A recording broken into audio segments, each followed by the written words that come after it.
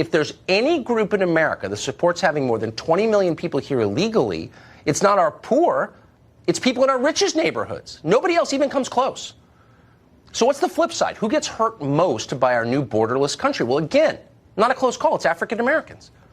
Here's Cornell economics professor Vernon Briggs, quote, because most illegal immigrants overwhelmingly seek work in the low-skilled labor market, and because the black American labor force is so disproportionately concentrated in the same low-wage sector, there's little doubt that there is significant overlap and competition for jobs in this sector of the labor market.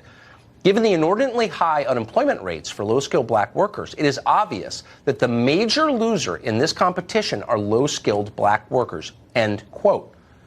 In other words, and you already knew this, anyone who thought about it for a second does, low-wage immigration is costing African Americans jobs and money. Other studies have reached the same conclusion. Again, it's obviously true. And because it's obviously true, that's exactly why the people benefiting from the current status quo don't want to have this conversation. It's why they scream bigotry until you shut up. But we won't shut up, and instead we're going to talk to Peter Kirsnow. He's a lawyer and a U.S. Civil Rights Commissioner, and he joins us tonight. Mr. Kirsnow, thank you very much for coming on, as always. So it just seems to me that this line, border walls are racist, secure borders are racist, you don't like people who look differently from you if you're for it, you're white supremacist. I mean, this is the definition of propaganda given who is hurt by these policies. Right. It may be an aspect of projection if you're going to give them the best opportunity to describe themselves and not ascribe to them racism or immorality, which they describe to anybody who wants to secure a wall. That's right. And you're exactly right.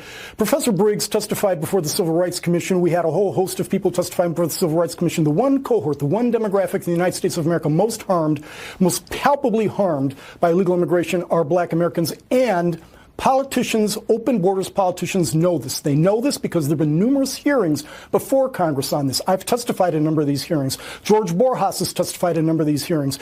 Stephen Camarada has testified, and we've presented all of this evidence, all of this data, that the pernicious effect of illegal immigration, of open borders, has had on black Americans in terms of employment. Nearly 1 million fewer blacks work today because of the competition from illegal immigration than otherwise would be the case if we had a secure border. And it also depresses wage rates by a tune of $1,800 a year. George Borjas estimates that the depressive effects of illegal immigration on wages is anywhere from $99 billion to $118 billion annually, cumulatively, but it has the most significant effect on the black community. And then you have the downstream effects from this economic effect, and that is you have higher crime rates and incarceration rates, lower marriageability rates because no one gets married when they're poor, and that has the worst effect on the black community, where you've got a 72% out-of-wedlock birth rate in the black community. But it goes even beyond that. If you take a look at crime rates in the black community, we know that in a number of places, and in fact it's the Obama administration's Justice Department that brought indictments and convictions on the basis of illegal immigrant crime gangs that specifically targeted black communities. These were prosecutions by the Obama Justice Department based on racial targeting. Compton used to be 90% black. It's now 30% black, and a large part of that is because of this targeting. Other communities have suffered the same thing. So if you ask yourself, what's racist? I would like to ask members of the Congressional Black Caucus. It's their moniker. They purportedly have assigned this designation to themselves because they have a peculiar interest with respect to issues pertaining to the black community.